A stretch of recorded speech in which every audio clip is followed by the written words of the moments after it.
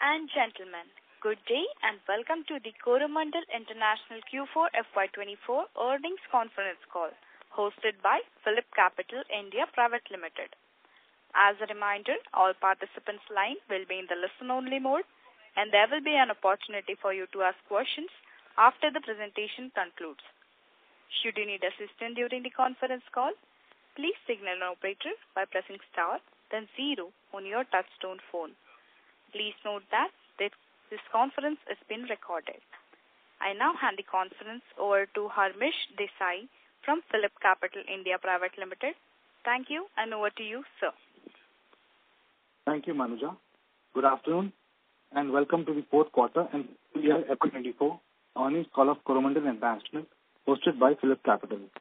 From the management, we have Mrs. Gayatri Sattagopan, President Corporate and Chief Financial Officer, Mr. Sankara Subramanian, Executive Director, Nutrient Business.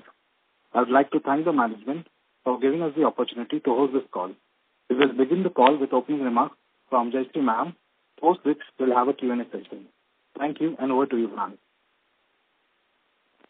Good morning, everyone, and thanks, Harmish, for organizing this conference call today. Let me give you a brief on the business environment experienced during the quarter, followed by the company's performance, and then we will have the Q&A session. I'll try and keep the session short so that we spend more time on the Q&A session. As far as the Indian agriculture is concerned, India experienced a challenging agri-environment during the year. Agri-GVA is expected to grow marginally by 0.7%, and the second advance estimates projects slight reduction in food grain production during the year. India as a whole received a below normal monsoon, 94% of the long period average, for the first time in 4 years now. This led to lower crop sowing, especially in Coromandel's key markets, and has also resulted in lower reservoir levels, further impacting the Rabi plantings. Coromandel's primary market was severely impacted, Rayalaseema by 13%, North Interior Karnataka by 10%, Coastal Andhra by 3%, Vidarbha 2%, Bengal by 22%, and Marathwada by 11%, which has also impacted the agri-nutrients consumption in these regions. On a positive note, the recent forecast by IMD and Skymet have estimated normal to above normal rainfall for Kharif 2024, which bodes well for the upcoming agriculture season. Fertilizer industry performance. Q4 was weak quarter for the industry as phosphatics point of sale consumption declined by 11%. On a full year basis, the consumption improved by 7%. Detailed volume breakup for the industry and the company are available in the investor presentation placed in the company's website. Low NBS rates during the second half of the year was not commensurate to the raw material prices and therefore impacted the operational viability of the phosphatic players in the industry. With the new subsidy rates announced for first half of FY25, we expect the fertilizer margins to show improvement. Raw material prices have remained stable to soft during the quarter, and we expect a similar trend in the coming year. Speaking about the company's performance, the NPK volumes were down by 6% in the fourth quarter of the year, and for full year, it was lower by 3%. Company's market share, POS, in Q4 for NPK and DAP was 24%, and for the full year, it was at 15%. Comparison with last year, it was 25% in Q4 and 17% for the full year. The company's market share, POS, in Q4 for SSP was 17%, and for full year was 15%. Last year, it was 16% in Q4 and 14% for the full year. During the year, the plants operated close to 95% capacity, and further, the company is planning to debottleneck its granulated capacity in Kakinada and Vizag, adding up to 3.5 lakh tons. Company has just commenced work on the new phosphoric acid and sulfuric acid complex plants at Kakinada with an estimated capex of about 1,030 crores. These plants are expected to come up in a couple of years' time. Further, the company plans to introduce new urea SSP product, which has recently been approved by the FCO and brought under NBS. This innovative product will provide source of N added to the traditional SSP. On the Ennur plant, the NGT has concluded the hearings and the matter is reserved for orders. We expect the orders to come in soon. The commercial sales of Nano DAP started from the second half of the year, and the response from the market has been quite encouraging. We expect to receive approvals for commissioning the 1 crore bottle capacity for Nano DAP plant at Kakinada very soon. Further to this, the specialty nutrients business also plans to double the sulfur production capacity during the year. On the crop protection chemicals, our business has registered a strong 20% volume growth across the international and domestic markets, despite the severe industry headwinds faced during the year. However, the margin pressure persists due to higher inventory in the global markets. The business focused on several WOW and iCare initiatives which helped in strengthening its cost position to offset some of the pricing pressures in the market. The business introduced 7 new products during the year and is partnering with innovator companies to launch in-licensing products. The new products turnover index for the year was at 15%. During the quarter, CPC business introduced Prachan. This is a 9(3) formulation product from ISK. Formulations business is strengthening its branding capabilities and customer reach. During the year, one of its biostimulant brands achieved a 100 crore mark.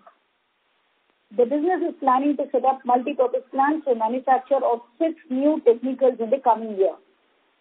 Our retail stores improved the farm-level outreach and operated well during the year. Overall, 97% of the stores were profitable despite the severe monsoon conditions in its key operating markets. Retail business is further planning to foray into newer markets by opening 100 new stores in FY25. This includes 55 stores that is planned in FY24. The work is underway. Drone-based spraying services by our retail stores and Grow More drive taken up by the specialty nutrients team is progressing pretty well, and Coromandel covered more than 25,000 acres during the year. While Coromandel continues to focus on grow its core businesses, it has been carefully crafting its long-term strategic growth areas and accordingly focusing its efforts. 1. Investment in drones. Daksha, which is a newly acquired startup company by Coromandel, is progressing well and has commissioned its new plant in Chennai. Daksha's order book stands at around 250 crores and the company plans to service the same in the first half of the year. 2. Efforts in CDMO is progressing well and Coromandel is in advanced stages of discussions with 3 innovator companies. This being a 2 to 3 year journey, company expects additional traction to build up during the coming year. 3. Foray into specialty chemicals. The company has initiated a small plant at Nimrani to manufacture sodium silicochloride, apart from leveraging its CPC plant infrastructure, and also has been acquiring new customers in the second space. 4. Coromandel is looking at newer chemistries like fluorination chemistry for its crop protection and specialty chemicals business. It has identified 9 molecules and the R&D team is in the process of finalizing the DOTs. The company plans to leverage its unique advantage of having byproducts from its fertilizer business, which can be a source for fluorination chemistry. 5. Investment in AgTech. Coromandel continues to evaluate its interest in AgTech companies and would be investing in them like in the last couple of years. With that, let me take you through the company's financial performance. Turnover. The company recorded a consolidated income of 3,996 crores during the quarter ended 31st March and rupees 22,290 crores for the full year.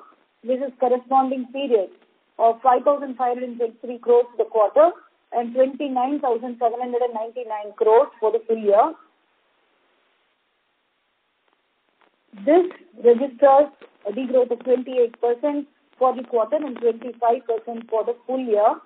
The decrease in revenues has been mainly on account of lower subsidy rates and the lower RM prices, apart from some volume impact in fertilizer business and pricing in the crop protection. Subsidy versus non-subsidy share of business stands at 78% and 32% during the quarter, vis-a-vis 84 and 16% last year. For full year, it is 83% and 17% compared to 87 and 13% in the prior year. Profitability, consolidated EBITDA for the quarter was rupees 273 crores against 403 crores last year. And for full year, it was 2,399 crores vis-a-vis 2,926 crores in the last year. In terms of subsidy, non-subsidy, 53% and 47% during the quarter vis-a-vis 56 and 34% in the last year. And for the full year, 72% and 28% vis-a-vis 75 and 25% in the last year. Subsidy, during the quarter, company received 2,165 crores towards subsidy claims. Comparative figure last year was 4,483 crores. For the full year, subsidy received is 9,198 crores. The government has been prompt in clearing the subsidy dues, and as of today, we have received our subsidy claims till March 3rd week. Subsidy outstanding as of 31st March 2024 was 1,377 crores vis-a-vis 2,378 crores in the last year. Forex, during Q4, rupee traded within a range of 82.64 to 83.71.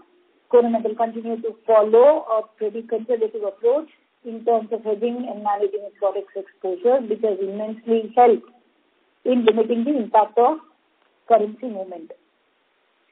Dividend, the board has recommended a dividend of rupees 6 per share for the financial year 23-24. With this, I thank you all for your interest in Coromandel and joining us in the call today. And we eagerly look forward to the interaction.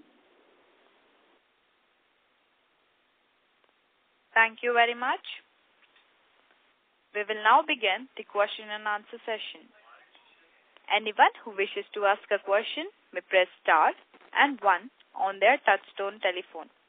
If you wish to remove yourself from the question queue, you may press star and 2. Participants are requested to use handsets while asking a question. Ladies and gentlemen, we will wait for a moment while the question queue assembles.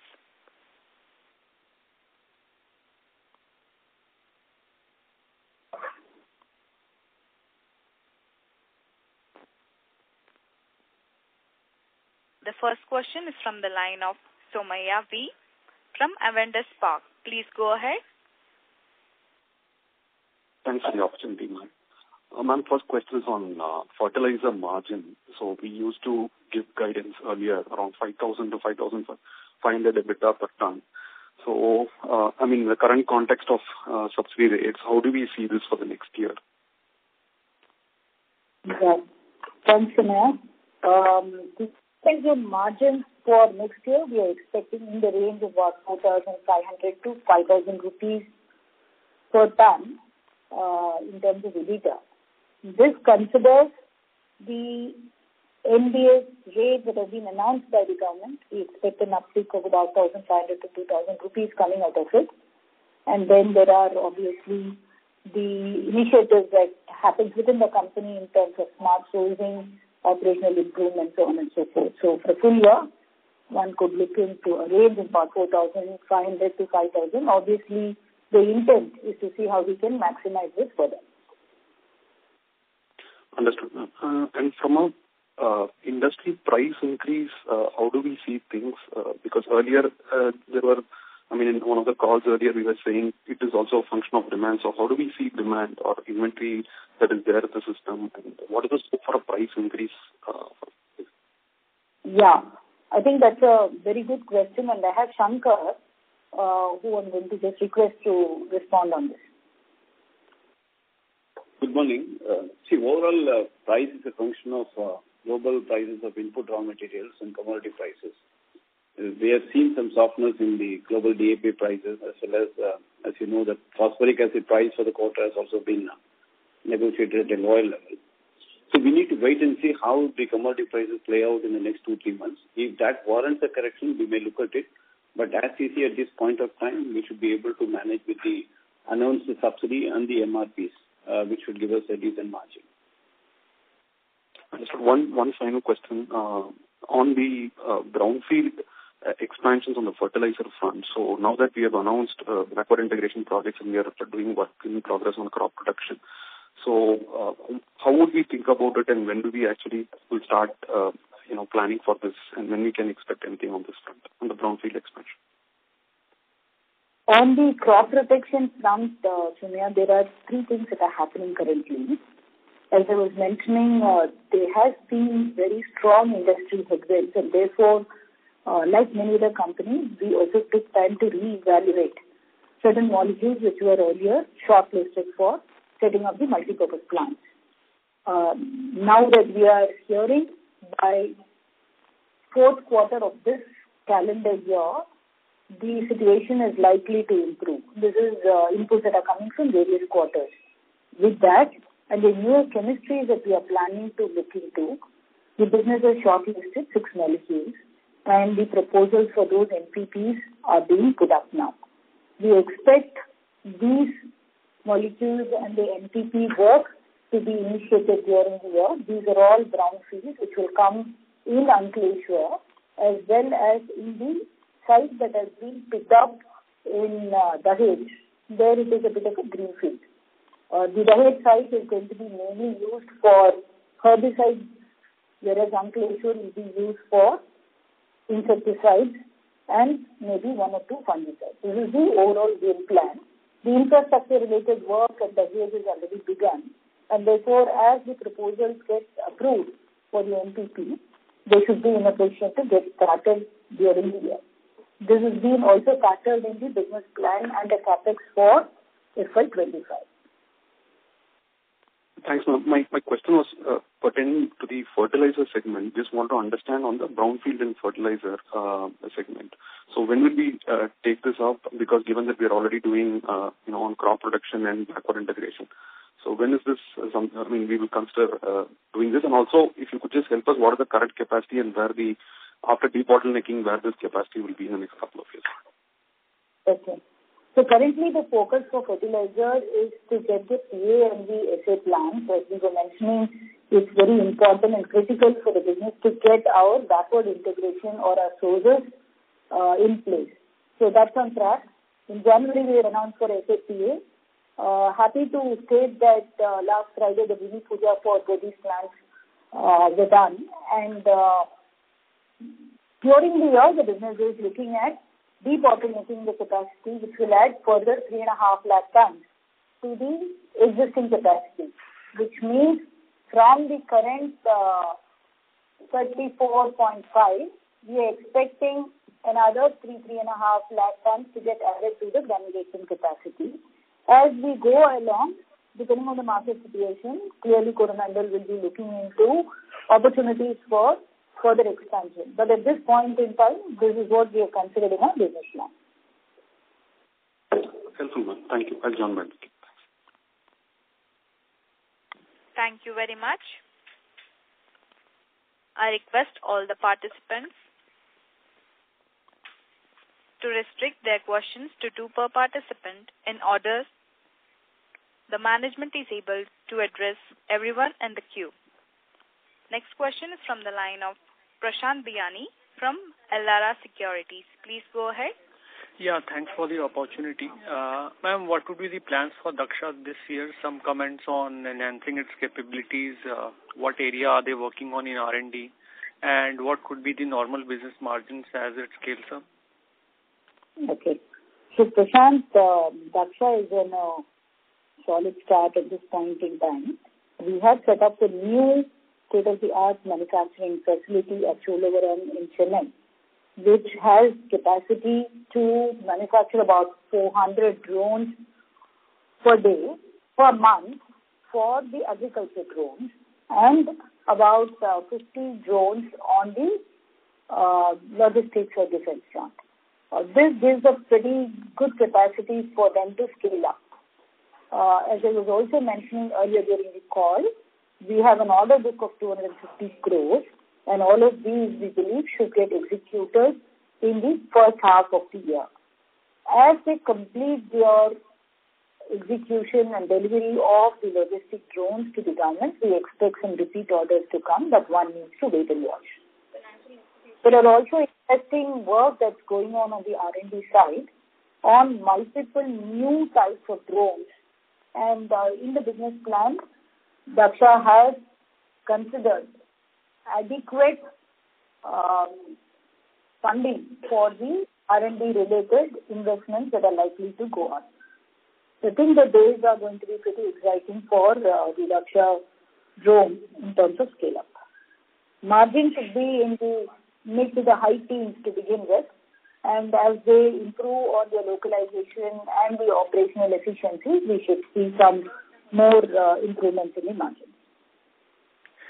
Ma'am, one concern about drone industry is that there is very high competitive intensity.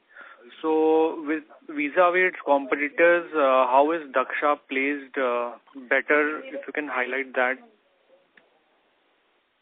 There is likely to be competition. However, it is a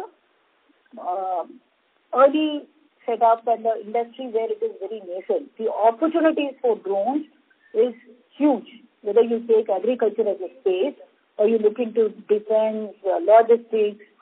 So there is scope for many, many more players to come in. What is important is the company needs to be on top in terms of technology. They must be having a good position to manufacture and do timely deliveries. And the quality of the drones has to be good. I think from that perspective, Coromandel, with all its manufacturing experiences in terms of setting together its systems, processes, is helping Daksha to stabilize and scale up. Right. Ma'am, on the phos acid and sulfuric acid production, how much it was in 4Q and full year? 1 second. You want the production? Yes. Phos and sulfuric both. So we can put it up in our notes, or Anuj will be able to give you the details offline. Sure. And ma'am, lastly on CAPEX side, how much are we investing this year? We have for FY2025 estimated between 1,200 to 1,500 crores overall in terms of CAPEX investment. This is across the multiple businesses that we have. Right. Thank you, ma'am. That's it from my side. Mm-hmm. Thank you very much. The next question is from the line of Ankur Periwal from Axis Capital. Please go ahead. Hi ma'am. Thanks for the opportunity. First question on the two other new businesses, specialty chemicals as well as the nano fertilizer side. If you could, help share some outlook on the CAPEX, the revenue timelines, and how should one look at, these businesses. You did mention on the fluorination chemistry that we plan to expand into. But will be helpful to get, your comments on maybe new customers and how the discussion with clients is going on over there. Yeah.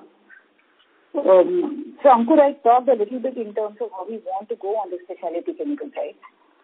There are two aspects to it. One, leverage the CPC assets and some of the intermediates and molecules where we find customers who are not traditionally in the agrochemical space, but they are into spec chem. This helps us to diversify the customer base, look into newer opportunities, secure the customer so that as we scale up, we have an existing customer base who we can go to. That has already started, and last year we would have clocked close to about 50 crore in terms of sales to the specialty chemicals-based customers. The second thing that we are doing is looking into opportunities where we have byproducts which can become a base for new chemistries like fluorination. Here is where the first plant that has come up. It's not a huge investment, but the investment in the right direction. At Nimrani, in one of our SSC plants, where we are using it for making sodium silicofluorides. Similarly, we are looking into opportunities in various other plants, and this could become a feeder into Spectel. In the next 2-3 years, we expect this business to grow of size. They are coming up with their specific business plan at this point in time. During the year, we haven't factored any specific large investments for Spectel. As I was mentioning, there are 4 or 5 new molecules on Spectel, which is based on fluorination chemistry. As the DOPs get finalized, they will come up with a business plan, and if it requires, we will add investment, which is capex, during the year. So that's as far as the Spectel is considered. It looks promising and interesting because we also have this unique advantage of getting the source from our existing businesses. Having said that, on the Nano DAP, this again is a very interesting product, and Shankar being on the call, I'm going to have him respond to the Nano DAP. Shankar? Yeah, the product is quite promising. We launched Nano DAP in a commercial scale last year. We started the fag end of the season, and the farmers' response has been quite good. So we hope to expand the volumes in the next year, especially in the northern markets. The facility for manufacturing Nano DAP is coming up in Kakinada. We are waiting for the regulatory approvals, and we should be able to start the production sometime in June. And we have geared up, and there will be an exclusive profit center to manage this business. And we also hope to introduce variants of Nano DAP as well as Nano Urea. We are in the final stage of getting approval from the government for Nano Urea as well. This as a product will be a good alternative to the traditional DAP which is being used especially in the northern markets out of imports. So we hope to see 20-25% replacement happening over the next 3-4 years, and Coromandel is rightfully positioned to take advantage of this opportunity. Thanks, Shankar. That's helpful. Just to follow up on that, did I hear it right? You mentioned 20-25% utilization next year. This is on 1 crore bottle capacity. I said, no, I talked about a replacement on the imports over a period of 3 to 4 years. We should be able to replace the import of 20-25%. Sure. And just if you can capacity is modular in nature, we can keep adding depending on the needs. It doesn't take much time. Sure. And just your comment on the margin side for this business, how do you look at that part? Reasonably good, but being a new business, it requires a lot of concept selling. So we need to invest heavily in terms of educating the farmers. So to the extent the field engagement activities will be more. Margins are reasonable, and it's healthy. That's all I can say at this point of time. Okay, sure. Ma'am, second bit on our medium-term thoughts on the business overall. If I go back in history, we always had a thought of, increasing the non-subsidy EBITDA contribution significantly. The fertilizer business has performed exceedingly well in terms of backward integration and growth. What are your thoughts on that EBITDA mix, let's say 3-4 years out, if you could highlight that? Yeah, good. See, each of the business have their own attractiveness and their growth trajectory. The intent obviously is to see how you can propel the growth for the non-subsidy businesses, right? And that's why you would see that investments are happening in some of the newer chemistries, some of the relatively recently off-patented molecules in the crop protection segment. We're also looking into getting into CDMO. And then there are adjacencies or step-outs like the drones and other agtech. So this is a conscious decision to look into other areas for growth.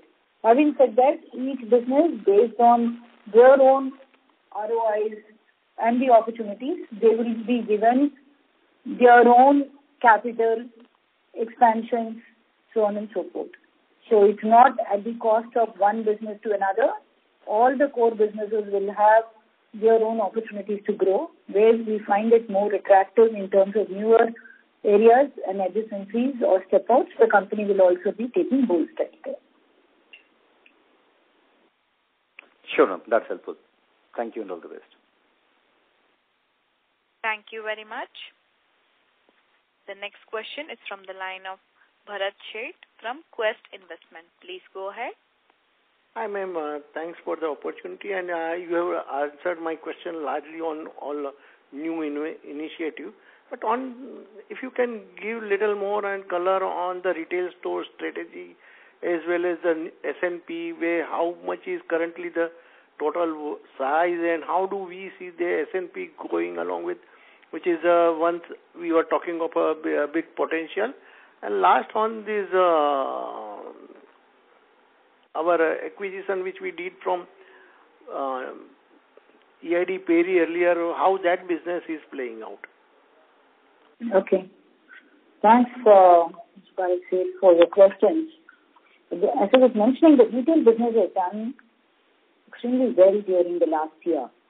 They continue to grow on their strength for the past 2-3 years. And despite tough monsoon conditions, across all the stores, we have seen excellent traction, focus, and customer engagement activities. Last year, I would say that we had somewhere close to 1,700 crores of revenue from all our retail centers. We had about 750 odd stores.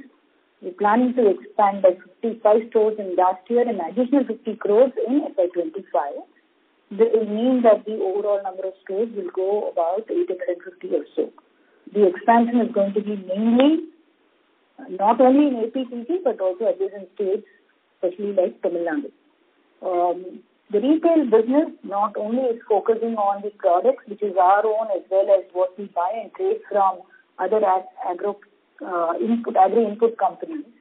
It is also focusing on services as a separate focus area. A lot of services in terms of crop advisory is given for the farmers where we do not charge. However, there are services like drone spraying, or at a point in time we are looking into insurance for the retail business. These all will become a bundle which will benefit the farmers overall. So we think retail business is set for a good growth and will continue to be an extremely value-added branding for Coromandel as such, with your Grow More, branding that they have. I think you were talking about the specialty nutrient business. Here again, the traction has been good. The first quarter of last year was very tough for the business. However, during the year, they have also registered a good volume growth. And they continue to focus on key specific segments, whether it is sulfur or foliars, so on and so forth.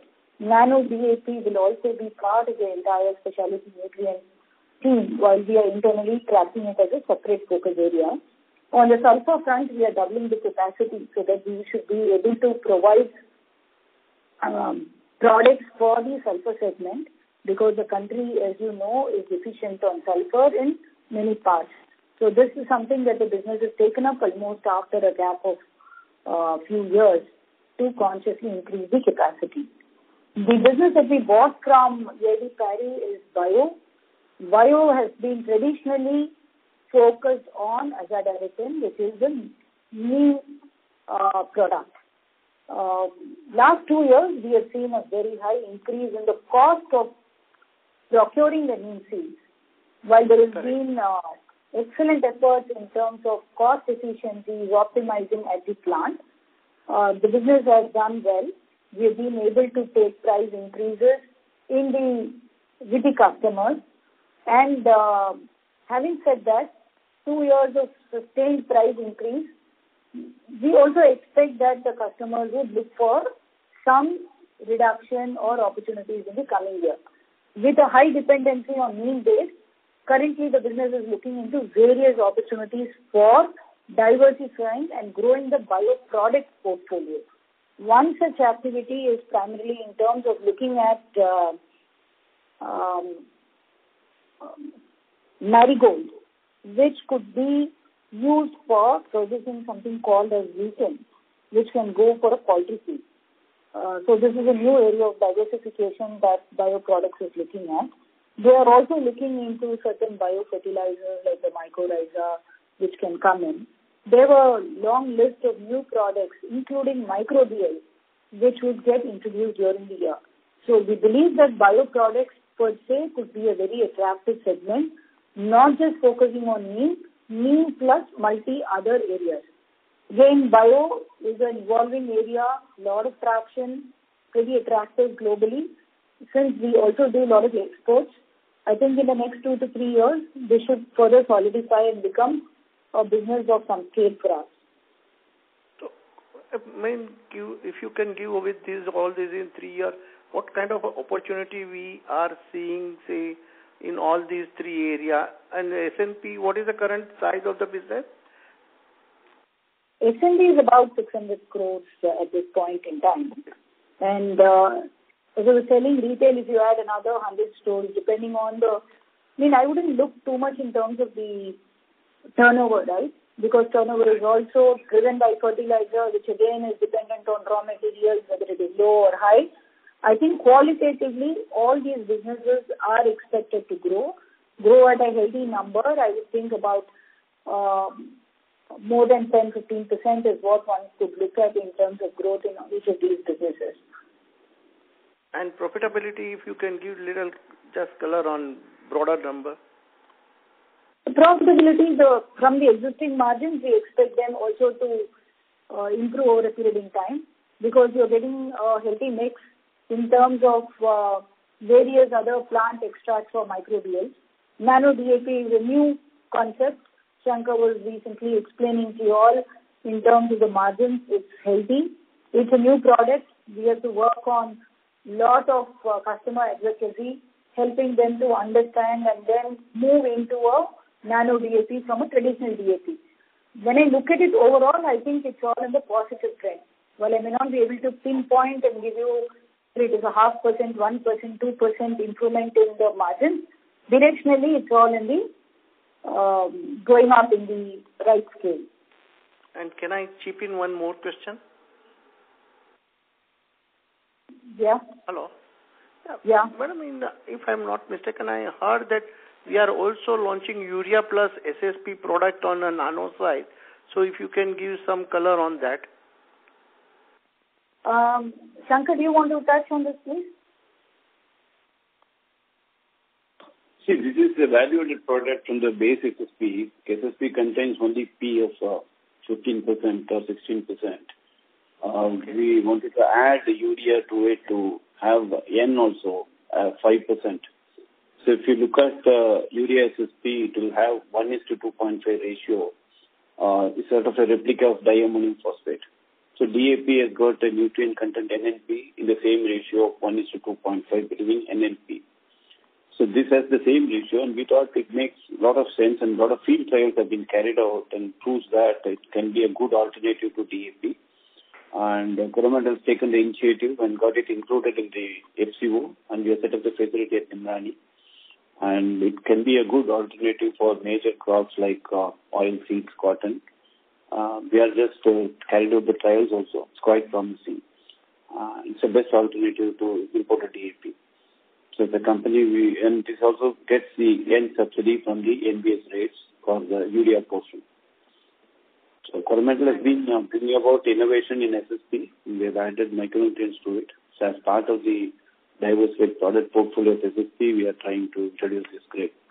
So next year will be the first full year of operation for us. Okay, thank you and all the best. Thank you very much. The next question is from the line of Arjun Khanna from Kotak Mahindra Asset Management. Please go ahead. Sure. Thank you for taking my question. First question, just on the urea SSP. So if we look at the subsidy that we receive for DAP, essentially, while you mentioned same ratio, that has phosphorus almost 46%, this is significantly lower. So in terms of a sense, it will be a lower price DAP. Is that what we are aiming for? See, roughly this urea SSP is 1/3 of a normal DAP, right, in terms of the nutrient content. We also try to see whether we can price it, but the benefits are far higher here. So the pricing also will be, generally the farmer acceptance is 1:2.5. This is around 1,400, 1,350 DAP. This goes around 500 rupees because they've got other nutrients other than NNP, SSP by nature. Right. Yeah, like sulfur, magnesium, calcium, and tax as a binding agent. So the value addition is much more here. So right now we'll try to price it in a way it's attractive for them to try this product as compared to will be very attractive for the farmers to try this. Sure, very helpful. So just on this question itself, we talked of nano urea and we are using urea SSP. So essentially, are we looking at setting up a urea facility, or this would be bought out urea which we would look to granulate, or the production of nano urea? The nano urea as well as urea SSP requires very insignificant volume of urea. So we are allowed to import the urea for manufacturing in NPKs and SSPs. We'll be importing urea for this purpose. It doesn't call for setting up a separate urea plant for this. Sure. So no major capex on the anvil as of now on the urea side. Is that the right understanding? Absolutely. Perfect. So the second question is, ma'am, on the cash on balance sheet, it seems to have increased further. We have in excess of 3,000 crore rupees of cash on balance sheet, investments, etc., all combined. How do you see this actually pan out going forward? You did mention our capex, but we would have a cash flow generation. So what is our thought process on the cash that continues to grow on balance sheet?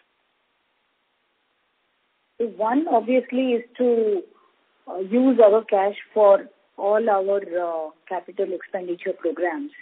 The second one is also to have capital for any further expansion, whether it is on the organic or inorganic. I was mentioning to you, we have not factored in any capex as such for SpecChem or CDMO because we are still working on the DOTs and the tech packs. So as and when these get materialized, there will be additional capital expenditure required for these two businesses. We would also be open to look at inorganic opportunities, whether it is in the biospace or in the chemical side. If it is attractive and it is synergistic to the business, that will require money, and these existing cash should be used for it. And fourthly, let's not forget the fact that some of our businesses are highly highly working capital intensive, right? While the government had given us all the subsidies last year, sometimes there could be situations where subsidy could take a little more time. For instance, end of the year, our receivables is likely on the higher end compared to the past few years, mainly because of market conditions. So we want to have kitty, which will help us to fund through capex, any new business opportunities that we are looking at, any inorganic growth, and also support in our working capital. Fair enough, ma'am. The reason I ask this is in the context of the government circular in terms of profitability for fertilizers. So the cash on balance sheet works as a negative for us since it's on a PBT basis, and the income on cash would actually decrease the margins, pure margins we can earn from the fertilizer piece. Just wanted your comments on this. Here we are representing to the government because the surplus is of a corporate and meant as a corpus for certain purposes. So each of the businesses have their own cash flows, working capital. We are awaiting some clarifications. Whatever guidelines that the government has, we believe through our representation will be looked into very fairly because it's not for a business. This is for multiple businesses, and the corpus is being maintained for a period in time. If you look back 3 years back itself, we had some 3,500 crores of cash with us, right? So that's the position the company is taking. Sure. Thank you and wish you all the best. Thank you. Thank you very much. The next question is from the line of S. Ramesh from Nirmal Bang Equities. Please go ahead. Thank you and good morning. So just to put the discussions on the growth plans, the specialty chemicals and investments in chemicals in perspective. So can you give us an idea in terms of when you expect this capex of 1,200 to 1,500 crores to be monetized in terms of revenue and profits? Will it be somewhere in the second half of FY26, or can we expect it from the beginning of FY26, or will it slip into FY27? Thanks, Ramesh, for your question. The capex that we have indicated now is for two major capex, right? One is our SANPA plant, which is likely to come up at Kakinada. The other one is for the NPPs for crop protection chemicals. SINPA plant will take 2 years to get completed, and hopefully in FY26 end or early FY27 is when those plants will be up and running. So those are primarily backward integration projects where you will see the benefit flowing from then onwards. On the MPPs, the business is in the process of setting up the proposals. It could take again 18 to 20 months time in terms of setting up the facilities, and therefore, again, you should look at a 2-year window for looking at the benefits to come in. The rest of the capex for the year is mainly on account of, the maintenance capex. While there is a nano DAP facility that will come up and get commissioned, most of the work is completed. We are just waiting for the government approvals to come in. Similarly, sulfur is a small capacity addition. The rest are not very major. 2 big items that have been considered are in these fronts. So that clarifies. Okay. So if you look at the specialty chemicals and the S&P revenue on a back-down calculation, your non-subsidized revenue is about 4,500 crores, EBITDA is 600 crores, and if you net out the CPC, your non-subsidized business comes to about 2,000 crores, excluding the S&P piece. So if you look at this, excluding the CPC, whatever is the non-subsidized business, what is the kind of growth you can expect in that? And right now, I think your EBITDA margin is about 16%. You work out. So is it margin going to be in this range, 16%, or will you see the margins improve? And what is the top line growth you can expect in the non-subsidized business, excluding crop protection? Dinesh, I was just mentioning some time back, nano is one area which is non-subsidized. It's a new area. We expected good growth to come in. Lot of farmer advocacy is happening there and will continue to happen. So we don't have a big base for us to say what it would be, but here it's going to be pretty attractive. On the specialty nutrient segment, where we have around 600 crores of turnover, here also we are expecting a good amount of growth to come in, mainly on the sulfur side, for which a new plant is also getting set up at Vizag. So these two are mainly on the non-CPC bio area at this point in time. Nano can be exponential. S&D could be in the teens, anywhere between 10 to 20%. We have seen that level of growth happening in the past. So we expect to continue there. In both these, we also expect a margin accretion to happen over a period of time. So just to put all this in perspective, if you look at your nutrient business, you're talking about 3 to 3.5 lakh tons of expansion. So that possibly the exit rate will go up by about 3.5 lakh tons, say by FY25 end. And similarly, you are getting some traction in terms of your specialty chemicals, where you reported about 50 crores. That may see some growth.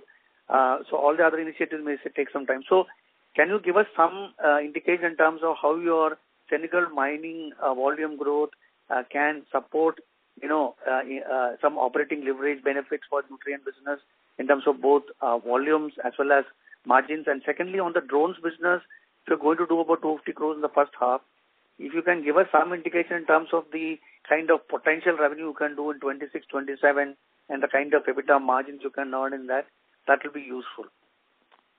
Okay.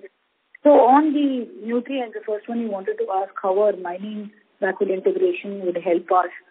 As you know, we have invested in BMCC a couple of years back, and last year the overall rock production in the mine had gone up considerably compared to previous year. And in the coming year, we are looking at somewhere close to 2.5 to 3 lakh tons of rock to be mined and sent to Vizag for consumption. Senegal is a very important strategic initiative for us, as we are setting up our Kakinada plant for phosphoric acid. We will require more of rock, and having our own backward integration in terms of rock will only help us, both in terms of supply as well as negotiation with the other rock suppliers.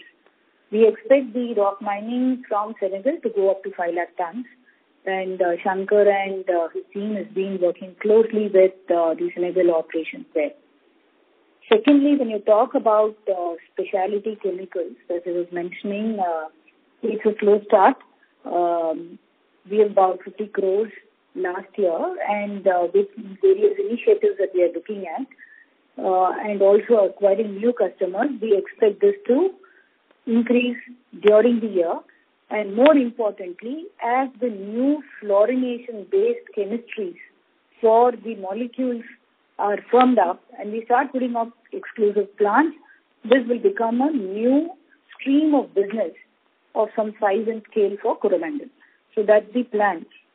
And you were talking about Daksha. Daksha has the current order book, which we expect to execute in the first half. The logistic drones orders, as they get completed, we can expect repeat orders coming from the government. The team is working on it. Apart from it, a lot of efforts are going on the R&D side for various types of drones, not just the ones that they are currently doing. Since it is in the R&D stage, we may not be able to come and discuss this openly, but good amount of efforts forming in a steering committee to look into what are the opportunities, doing a stage gate process to ensure that everything is on track and we're able to deliver on the R&D commitments timely is going on. So this is a very new and interesting area. A lot of processes are being put in place so that there is good amount of time and management time that goes into ensuring that the investment in Daksha is actually helping in terms of scaling the business. Margin should be attractive as we go along. Okay, thank you very much. I'll join the queue. I wish you all the best. Thank you. Thank you very much. The next question is from the line of Rohan Gupta from Nuvama Wealth Management. Please go ahead. Yeah, hi ma'am. Good afternoon. Ma'am, on this margin, you are talking about still 4,500 to 5,000 rupees per ton for the current year, and we are quite confident about it. However, last 2 quarters have been a sub 2,000 rupees kind of margins. That's what we understand. So, given the current Kharif season rates, subsidy rates are already out by the government, and we do not see that any further revision in near term. If that doesn't happen, then do you think that this margin which you're talking about will be difficult to achieve, or you expect that that in second half with the increased volume and also from the value added we can achieve these numbers? Yeah, good afternoon, Rohan.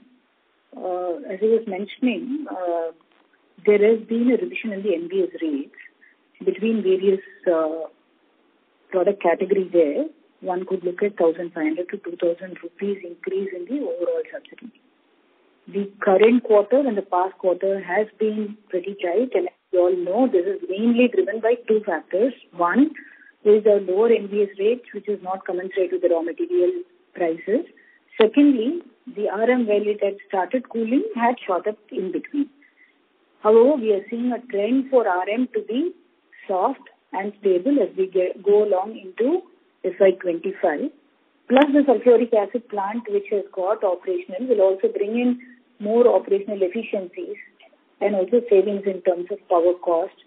So all of these put together, that's why I gave a broad range, which one should look at for EBITDA per ton as we get into FY25.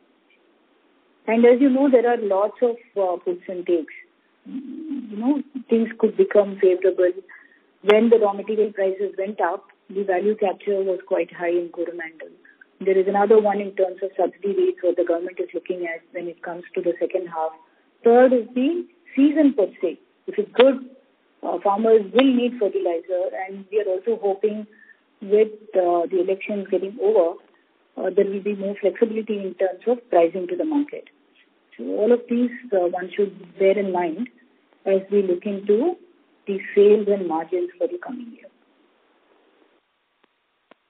Ma'am, as far as the pricing in the market, even post-election, I think that we have been closely monitoring it from last 2.5 years since the RM prices has gone up. The government has been very sticky as far as the DAP prices is concerned in the market. What gives us the confidence that there may be possibility and opportunity to tinker with the market prices as far as DAP or maybe even complex are concerned? The government has not only just looking at the monitoring it. I'm going to lead this to Shankar, right? See, the government has been very supportive, giving high subsidies. And let's also think about it. How much of subsidy that the government would want to continue to provide to the companies? They're also talking about direct transfers to farmers, which has been on the anvil for quite some time. We do not know how all of these are going to pan out. And therefore, somewhere there's a belief that there would be some amount of flexibility which is given to the companies rather than only relying on the subsidy element where the government will increase or decrease. So that's a broad thinking. Having said that, I would have Shankar to also share his perspective as he works closely with the industry and the ministry. See, we'll be responsible in fixing the right MRP, which we need to have for the level of investment and the cost what we incur. So, to that extent, I think government always supports the decision, keeping the farmers' interest in mind. Our margin accretion will happen more in terms of improved operational efficiencies, as Jayashree said. Sulfuric acid plant, the full benefit will flow in, and we also been working on improving our rock efficiencies. And the backward value chain in Senegal also will add to the improved profitability. And also we have to understand that as a company, we focus more on the unique grades. In fact, last year, our unique grades volume, which Coromandel alone manufactures, have grown up significantly, and we'll continue to focus on those unique grades. So our aim in terms of improving the EBITDA margins are not by increasing prices, but by improving our operational efficiencies, bringing the value-added products where the farmer gets the benefit. In fact, we are looking at more of fortification as a plan for our generic grades. We'll add zinc boron to it, and we have been fairly successful in SSP. We may repeat the story in Portugal as well, and we have plans to do it. So our aim would be to focus on cost, improve operational efficiencies, product mix, our unique grades, which brings in value for pursuing farmers so that he doesn't feel the impact of the price change.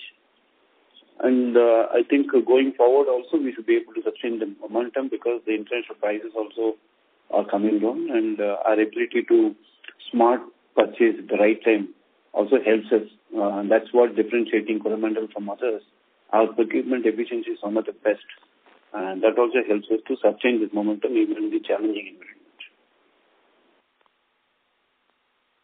Helpful, sir. And Shankar sir, you also mentioned that over next maybe 2 to 4 years, you see that the nano DAP can replace probably 20 to 25% of imported DAP in the current. I mean, that's what the government is looking like. Sir, any idea or indication you can share that what kind of market share we are looking in nano DAP? So I think that the competition is going to definitely pick up in nano categories. And what kind of sustainable margins? We still have no clarity that what kind of margins are there in a nano product categories across. So if you can just share that, what kind of market share and what kind of margin one can expect from nano DAP? See, this is a new product, new segment, and we have got our own innovative product. It's unique in nature. We don't compare with others, and we have got very good response in the market space. So I would say what capacity we can do rather than putting market share at this point of time. More players are welcome here. But our ability to connect with the farming community, ability to educate with the farmers, and our brand and our loyalty will definitely help us to sustain the momentum that we have received in the last 6 months of introduction. It's very promising now. All I can say is we will try and keep on improving our capacity utilization and try to add capacities. It may be very difficult to put any market share at this point of time because this market is just opening up now. And also, this product is not only confined to domestic market. We have huge opportunities and exports as well. So we'll also be trying to see how best we can leverage on our global presence as well. So the potential is there as a replacement, but also in certain crops, the farmer's behavior is also as an add-on. Some of the crops where they don't use DAP, there they are trying to use this as they make it convenient for pulses or for green grams. So there are a lot of different experiences. It's for the farmers to decide and accept this product. So potentially, that's what I can say. And the products also will evolve. There will be multiple grades which can come in. And we have to wait and see. It's too early to make observations on the market share. But any indication on margins also? Gross margins? Margins are basically good, but we need to make a lot of investments on farmer connect programs and creating awareness and carrying out a lot of tests and field trials. But definitely I can say it is very healthy at this point of time. It's a non-subsidy business, and obviously the margin sectors are even better than the specialty nutrients margin what we make. Okay, so that's very helpful, sir. Thank you so much. Thank you. Thank you very much. Ladies and gentlemen, that was the last question for today. I now hand the conference over to Ms. Jayashree for closing comment. Thank you. And over to you, ma'am. Yeah, thank you all for joining us today. I know that there were a few more in the queue. We'll be happy to take your questions. Feel free to reach us, Anuj or me, for any clarifications. And we will also be soon setting up a meeting in Mumbai where we will come and meet up with some of the investors and analysts. We'll be glad to interact further. Thank you once again for your interest in Coromandel, and have a great day. On behalf of Phillip Capital India Private Limited, that concludes the conference call. Thank you for joining us, and you may now disconnect your lines.